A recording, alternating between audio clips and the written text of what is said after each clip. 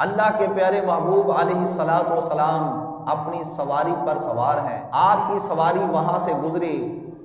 پاؤں سے گرد و غبار اڑی۔ عبداللہ بن ابی منافق اپنی منافقت کا اظہار کرنے کے لیے اپنے چہرے کو ڈھانپ لیتا ہے۔ فخمر وجہہ، جب اس نے اپنے چہرے کو ڈھانپا، حضرت عبداللہ بن رواحہ صحابی رسول آپ سمجھ گئے اس کی چال کو کہ وہ گرد و غبار جو امام الانبیاء کی سواری کے قدموں کی وجہ سے اڑی، یہ اس سے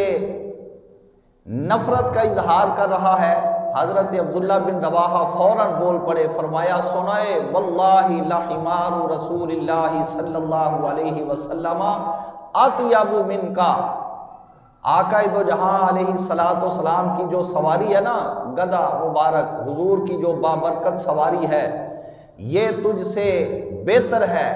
یہ تجھ سے زیادہ پاک و صاف ہے، یہ تجھ سے افضل ہے، تجھ سے بہتر ہے۔ اور پھر آپ کی سواری نے جب پیشاب کر دیا تو منافق آخر کار زبان سے بول ہی پڑا، کیونکہ برتن کے اندر جو کچھ ہوتا ہے اس کو ہلایا جلایا جائے، ٹیڑھا کیا جائے تو وہی باہر نکلتا ہے،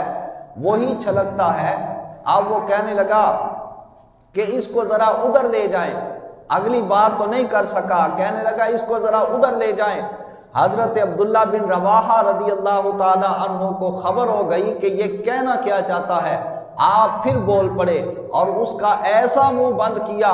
آپ نے فرمایا واللہ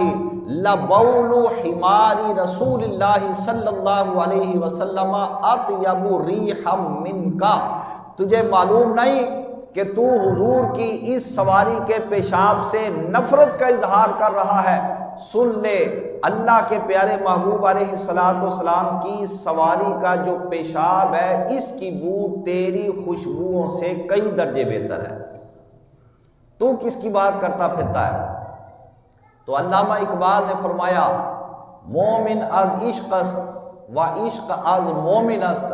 اس کا مفہوم یہ ہے کہ جہاں پر مومن ہوگا وہاں پر عشق ضرور ہوگا، اور جہاں پر عشق ہوگا وہاں پر ایمان ضرور ہوگا۔ ایسا نہیں ہو سکتا کہ بندہ ہو تو مومن مگر عشق سے خالی ہو، اور ایسا بھی نہیں ہو سکتا کہ کسی کو عشق تو ہو جائے مگر وہ ایمان سے محروم رہے۔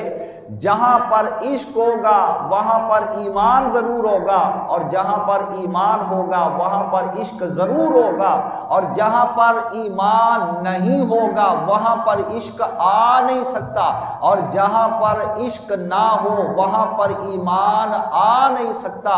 تو پتہ یہ چلا کہ عشق اور ایمان یہ دو چیزیں ایسی چیزیں ہیں کہ جہاں پر ایک پایا جائے دوسرا ضرور پایا جاتا ہے، اور جہاں سے ایک اگر ختم ہو جائے تو دوسرا آٹومیٹک وہاں سے ختم ہونا شروع ہو جاتا ہے۔ جو صحابہ حضور کی